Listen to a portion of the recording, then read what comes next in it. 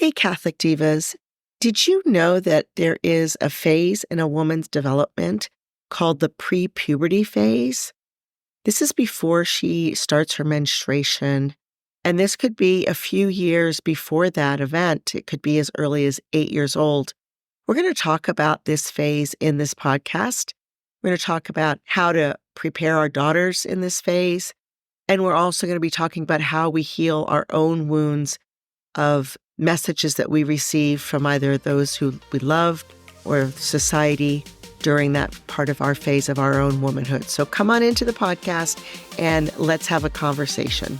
Hey, this is Mama Jane. And this is Mama Vicky. Welcome to the Cycles and Sanctity podcast. I'm a Billings ovulation method instructor and a certified Catholic mindset coach. And I'm a labor and delivery nurse, an IBCLC, and a La Leche League leader. We're here to share with you the beauty and the pain of your cycles. Have you considered honoring your cycle throughout the journey of your womanhood?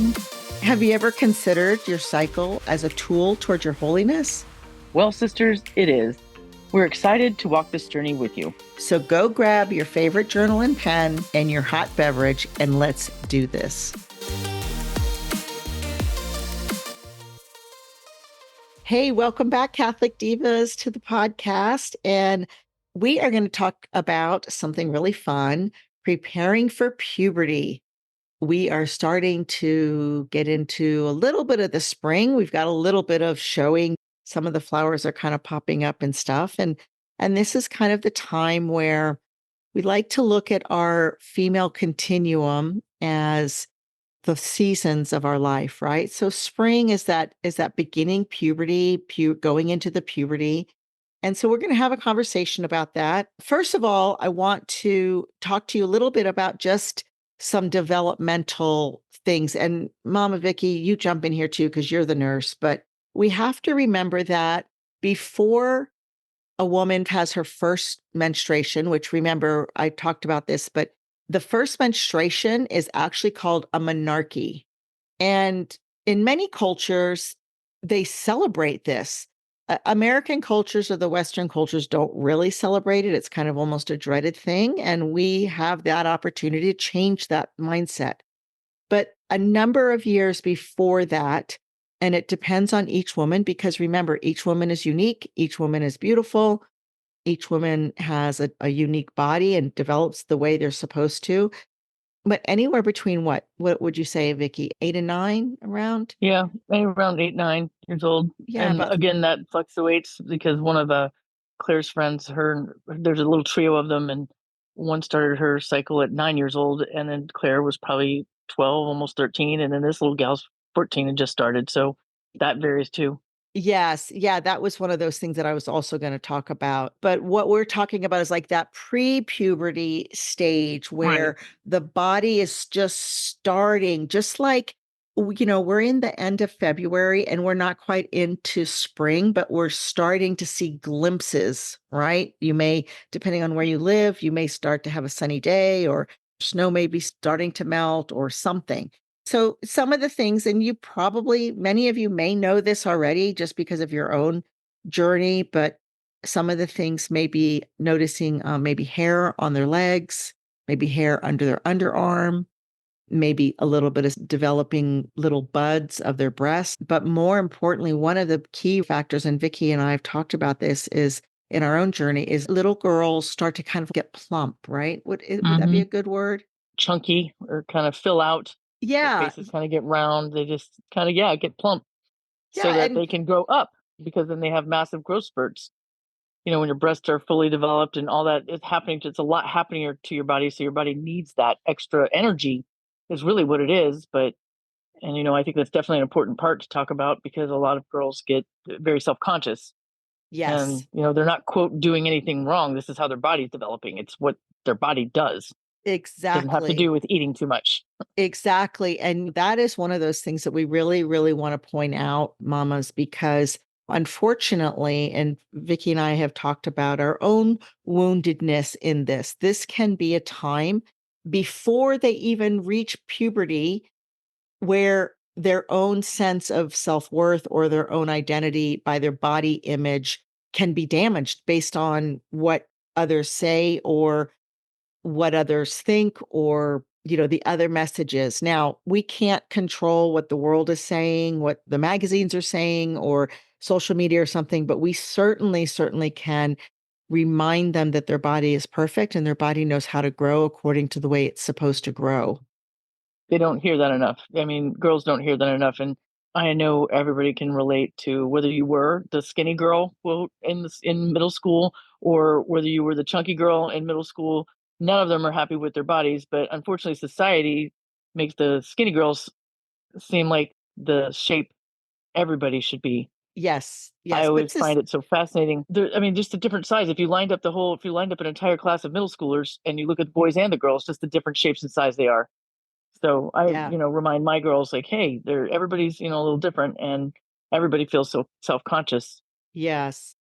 But I'm just Go kind of ahead. talking about even like before middle school, like that Oh, third, fourth, and fifth I'd say grade. fourth. I'd say fourth, fifth grade. Yeah, yeah, I would, Third, there's not. I mean, that's pretty rare. They're going to puberty in third grade, but I end of fourth, fifth, sixth grade. Yeah, yeah. that. But the same. I mean, fifth and sixth grade girls. God love those teachers out there that teach them, because that's a lot of emotion. That's kind of when that's all developing. And So because we don't understand it, and because there may be a few years, like you said, the one girl started her menarche at 9, and then the other one, didn't start until 14. There's a really long age of this gradual exactly. development. It's not a boom, boom, boom, 30-second McDonald's or microwave kind Right. of thing. And depending on how much or how fast each person's, metabolism or whatever, however it develops, it may only take a few years or it may take a lot longer, you Mm-hmm. know? I mean, I always remember I was in fourth grade, but when my body started showing hair, and then in fifth grade, my breast started to develop. But then I Yeah. didn't actually start my first period until I was in seventh grade. So, Mm-hmm. those 3 years of developing, Sure. and like you said, a lot is going on because it's not just the body, right? And then they're learning how to be social as well. I mean, Yes. the social situations change from when you're little and just playing games, and that starts to change. So yeah, the girls are navigating quite a bit in these fifth to seventh, fourth to seventh grade years, fourth to eighth. Yeah, yeah. And then, of course, one of the other things is, again, when we're talking about the body shape, also, the hips get wider. And we Right. have to remember that everything that is developing is based on our cycle because we are the co-creators. That is our gift. Our whole body is geared towards giving life to another human being. So the wider the hips, that's going to be preparing us for childbirth. Our breasts are going to be developing because that is how we're going to nurture those babies that we're going to be having later The in life. lactation consultant in me has to pop in right here and Yes, saying that please. the size of your breasts do not matter as far as capability to breastfeed. Yes. So maybe a wider hip span is going to allow for an easier birth, but the breasts, it doesn't matter what size you are, they make the milk. Right. And really, it doesn't matter. I mean, your hips are your hips, right? Your Right. babies are going to be according to your bodies, whether you're 5'2" and 100 pounds or 5'8" and whatever. The size of your hips are to prepare you to give birth to your children. Correct. Yes. So I just wanted to remind women that there's a purpose of this development, right? Yes, definitely. And I also wondered if we could kind of touch on, this is a time for the mothers to prepare for their girls. This is kind of the season where you take a look at what your experience was, good or bad, and deal with those feelings around it, because many of us don't have great experiences. Our mothers just didn't have the tools, or maybe you didn't have a mother or a woman figure in your life to explain it to you. And those wounds can be really deep. I mean, we can carry a lot of shame for no reason. I mean, we are the co-creator. Menarche should be celebrated. This is a great thing. I mean, fertility is a blessing. And like I said, most of us have not had that experience.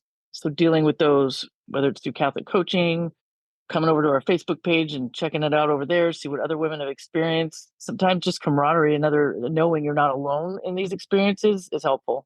Yes. And doing your own work, like you said, that is a really, really great internal exercise for yourself. in just taking a journal and writing down all those memories. You and I talked before we actually started recording, and we were sharing our own experiences. And I started crying because I had a memory. And it wasn't a very happy memory, obviously, because there was still a wound to it, right?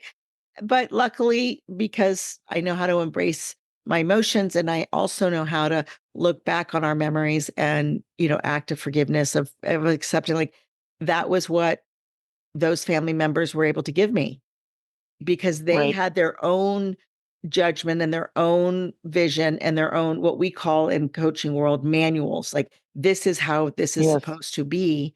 And while their intentions were very good, they were trying to help. The way it was described and what they said to me was very damaging into my own self image. You know? Absolutely, yeah. What I really remember, my mom did try to explain it to me, and then we moved, and she had a hysterectomy, so we had no supplies when I started. When my dad found out I started, he said, "I better not ever see any evidence of you being on your period ever. Not in the Wow. trash, nowhere." So it was. I mean, that's a shameful message, Yes, that is and really, I mean, yes. that's he. I mean, that's his. And kind of like you said, I mean, that was his coping. His manual didn't have that in it, obviously, at all. So Right, it's right, just because part of the thing is especially guys don't understand. I was listening to another podcast about fertility and everything, and this guy was on, I don't remember what the name of the podcast was anyway, and the guy said, "I didn't have any sisters, and I didn't even know about women having periods until I got married. Like, I didn't even know this." yeah. you know? And so that is part of it is that, he didn't know how to deal with it. And so his coping mechanism was, I don't want to see any of it. Exactly. I didn't have sisters either. Right. Because you So, were the firstborn and you didn't but have other sisters either. But it has been interesting to see how my girls have supported each other. Beth was the first, so that was a whole interesting time. But it's very interesting to see how each one of them handles it differently. yes. So, I mean, we're all so unique. I mean, here's three sisters living in the same house, and they all reacted differently and Hmm. managed differently.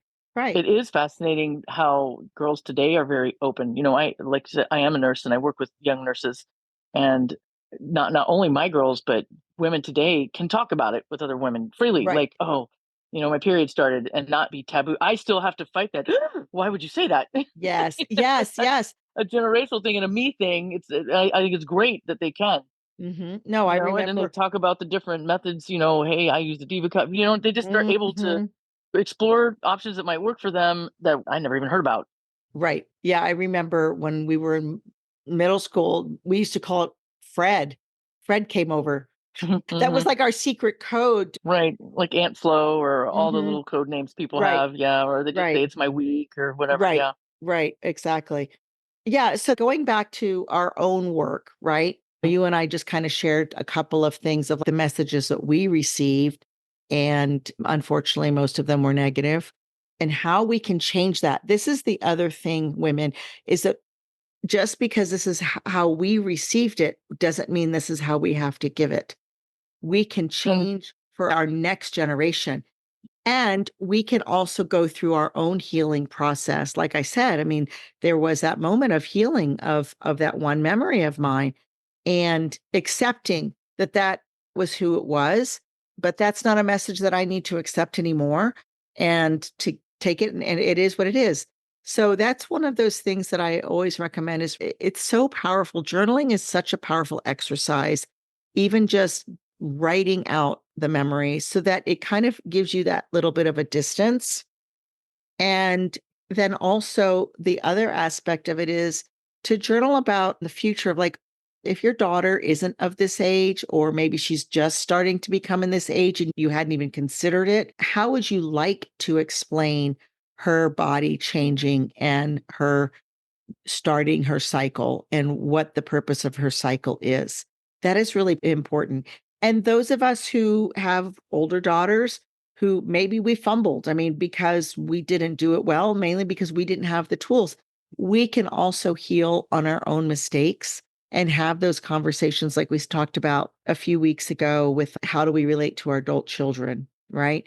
And I mhm. I know I have had those conversations with my oldest, of just talking about her childhood, because now she's old enough and distant enough from that that we can have a conversation that's a little bit less emotional, or I don't know, in the moment aspect. Right. And she's had enough life experience now that, I mean, it takes some time to become an adult yourself, Yes. to realize your parents are people, and Hmm. you can't rush that.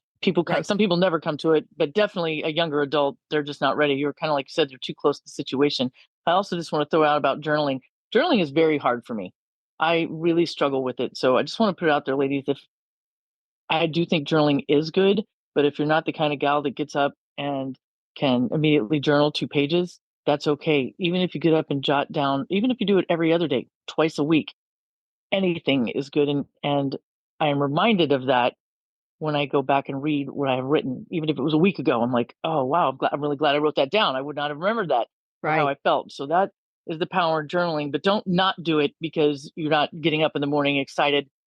Honestly, I'm almost never excited to do it, but I'm excited to have it. Yes, yes, absolutely. And, just like anything, it is a tool and it is a skill. And I always say, you got to be bad at something long enough to be good at something. I mean, it was kind of one of those crazy things for me personally, is I just started journaling. I didn't even know it was a word. Now there is an actual like spiritual exercise, but I used to just journal during my prayer time because I didn't really know how to pray. And so I would just kind of like, Dear Jesus, and I would write, and then I would just jot all the thoughts and all the things and everything like that, and it became my prayer. And it was interesting. I went to this thing called Prayer and Life Workshop, which teaches you different methodologies of praying, and that was one of the methodologies. And I was like, oh, I've been doing this for a long time.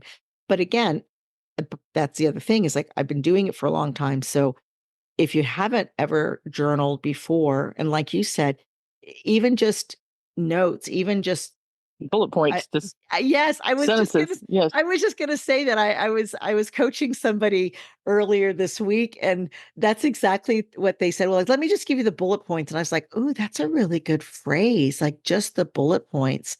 It doesn't have to be like the stream of consciousness or anything like that. And especially when No. we're dealing with memories like this, like, it may be painful memories, but one of the benefits of journaling the memories is to bring up those emotions so that they're not so deep down, because when we don't face it, we can't heal it. But when we Mhm. name it, we can claim it, and then we can ask Christ to heal it. I And also think it's another really good opportunity to maybe be open. Like if you do some journaling or you do some thought on your experience, if it wasn't the best, it's a good time to try Catholic coaching. And after you journal a bit and kind of get down to what is, I have this negative feeling about starting a period. What does that mean? So you have to right. kind of think on it on your own for a minute. Like, what is it that's bothering me? The actual physicality of it, the feeling, and when you write, and if you take it to a Catholic coach, they can help you kind of eat the elephant one bite at a time, rather Yes. than a lot of us get emotional and it's hard to narrow down what the Yeah, feelings are. because as Catholic coaches, we can create that clean space, and Yes. we're not invested in it. So it really doesn't matter what the issue is that any Mhm. client brings us. We have the ability to ask the right questions so that you can process whether it's an emotional aspect, or whether it's a memory, or whether it's just an obstacle, or creating a vision, or whatever it is. That's one of the things I love about Catholic coaching, is it gives you the opportunity to have someone alongside you, that there's no judgment. It doesn't matter. Like I said, it doesn't matter what you talk about, and someone that's in your corner. Mhm. That's the best thing about it, is that as a coach, I'm always in my client's corner, and I always hold space for them and remind them of their dignity. Sometimes because they're their own worst enemy. And Right. I know for my own self, that has been so helpful for myself, because I've had so much judgment about myself. But I've had experience with the amazing Catholic coaches, and that's exactly, it's just like they hold the space. So that's Mhm. also that beautiful thing about journaling, about our own past. And again, about what we want to do. But one of those other things that I want to talk about, well, going back to our body, our natural body development, is the weight and the scale. I want to remind you, mamas, that the scale is just a number, it's a neutral place. This is one of those coaching tools that we have, is that what we make things mean, just like you said about your dad telling you, hey, I don't want to see it at all. I don't want to see any evidence. And the way the tone was, it gave you an inference of shame. Now, Mm-hmm. if you went back to ask your dad, did you know you were shaming me when you said X, Y, and Z? He probably would say no, but he didn't come from a neutral place. And that's what I want to talk about with the scale. Is I was listened to a friend of mine, another Catholic coach, had shared an experience about her daughter was going through, she was, I don't know, 8, 9, 10, something like that. And the little girl went into her bathroom and jumped on the scale, and her mom was in there doing something. And she's like, is this a good number? But because of her coaching ability, she said, I remain neutral. And I just asked her, well, are numbers good or bad? And she's like, well, numbers are numbers. And she said, yeah, that's right. And then she said, so that's just a number. And it took the power where it could have gone really bad, right? Mm-hmm. And the little girl, like, literally just hopped off the scale and went, and she's like, oh, okay. And then she just went off and played. And this coach, was commenting, like, I don't know where my daughter's never stepped on my scale. I've never talked to her about weight or anything like that. So I don't know where this message of this scale and whether that number is good or bad, or what people are weighing and things like that. So what things mean, what are we taking it to mean? Right? That's one of those things that we have to examine, of like, what am I making this mean about me, or about the situation, or about the other person who said it, or whatever, right?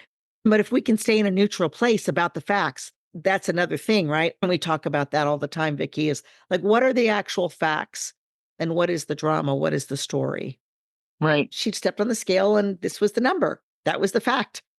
When I heard that from her, I was so proud of her. I was like, wow, that's a mom who understands and has completely annihilated all of those obstacles for that little girl to begin to even have those body image issues.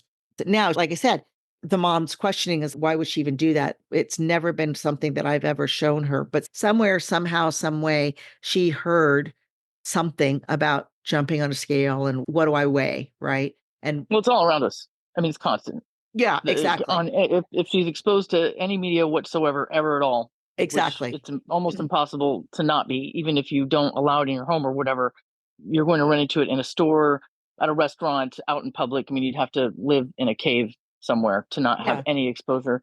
But that is definitely the way we want to set. I mean, we want a better mindset for our daughters, and to take shame out of the way their body develops. Because again, you line up the whole middle school, you're going to have short, tall, thin, thick, different hair color, different eye color, and that's the same way for when you develop in puberty. It's just we don't have the roadmap usually of what you exactly are going to look like, so we got to watch it play out.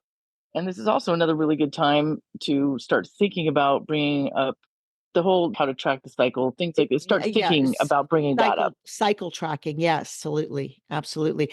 And I'm going to say about that, well, I have done those classes, and when I ever do those classes, I always do it with a mother and a daughter, so that, again, it's that womanly Mm-hmm. camaraderie of building that bond between mother and daughter. This is something that we get to share, that the boys don't get to share because they don't know what we're talking about or whatever. But I have found naturalwomanhood.org, and we're going to put that link in the show notes. That is a really beautiful organization that talks about all kinds of different methods. Now, I happen to be a Billings instructor, but they talk about all different methods of natural fertility tracking. But they also have a really interesting course. It's an online course, what I saw, that you could go to it, and then you and your daughter could watch it together. And it just kind of Nice. teaches you that basic thing. But speaking of that, the one thing I do want to talk about is the importance of understanding, again, going back to how our bodies are developed. Sometimes when a woman starts her menarche age 12, what's happening is the hormones are starting to kind of like get into the rhythm, and the quote unquote cycle is not consistent. It may not be consistent up to 7 years. So if you think Hmm. about it, a girl who starts her first period at 12, for 7 years, she's 19 and she's still having quote unquote irregular periods. And yet they're not irregular. It's just that her body hasn't gotten into a rhythm. And I want Yes. to remind women that, because I have heard too many mothers say, oh my Too many. goodness, my daughter's got a irregular period. I've got to take her to the OBGYN. And then the next thing you know, that OBGYN's answer is putting her on the pill Yep. at 14 or 15 or 16. And it's completely unnecessary. What's necessary is simply having her track what her body is telling her. And Yes. that is her body.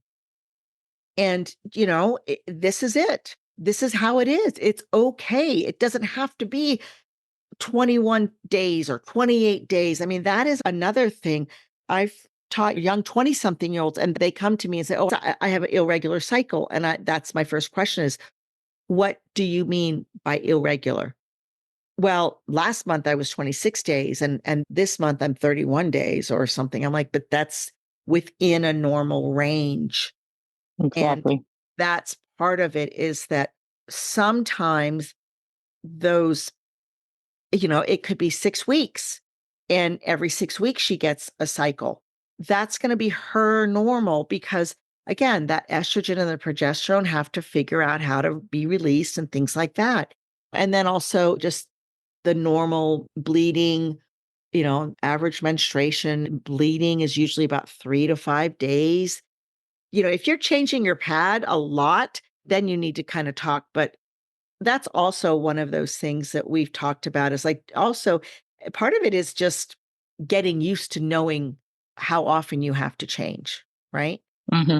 I remember, I just remember horror stories of like me being in a place and not having the things to change, and not being able Right. to change, because I I didn't mean, think about, I needed to like have, it's kind of like, supplies. yeah, it's kind of like breastfeeding, or changing a diaper, right? Like you're Mm, going out and you just didn't think that I was going to have to change the diaper 4 times, and I only brought 2 diapers, instead of right. 4 or whatever.